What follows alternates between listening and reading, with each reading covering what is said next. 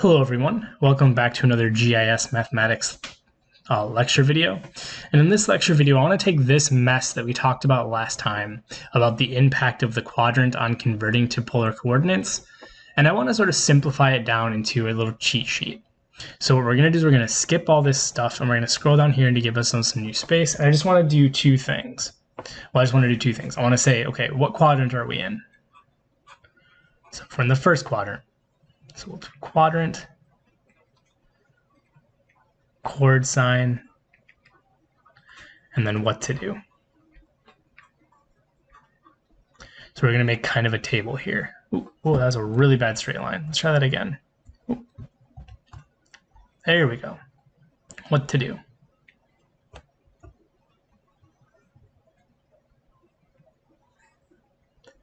Okay, so if we're in the first quadrant, what does that mean?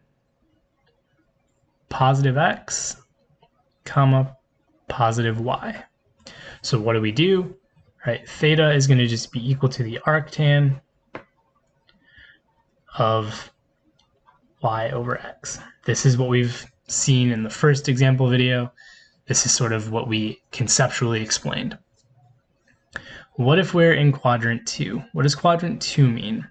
Quadrant 2 means negative x, positive y. So what do we do?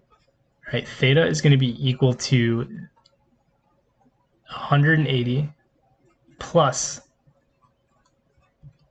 the arctan of y over x. Okay, and again, in this case, right, this is going to actually be negative, so we're actually going to end up with less than 180 degrees, but because this is negative, the addition works. Okay, what about quadrant 3? Well, in quadrant 3, right, the coordinate sign is going to be negative x and negative y. So what do we do? Right, our theta is going to be 180 plus the arctan of y over x. Right, these two things look the same, but they're actually going to be different because in quadrant 3, because they're both negative, right, this angle is going to come back as positive, so you're actually going to end up past 180 degrees. In this case, this is going to come back negative, so you're going to end up less than 180. So even though they look the same, you are going to end up in different places. Finally, quadrant 4, you have a positive x and a negative y. So what do? Right, you do 360 plus the arctan of y over x. Just to be clear here, right, this would also be pi, and this would also be pi, and this would be 2 pi if we're working in radians. So hopefully this just quickly sort of categorizes what you're supposed to do so that it makes sense.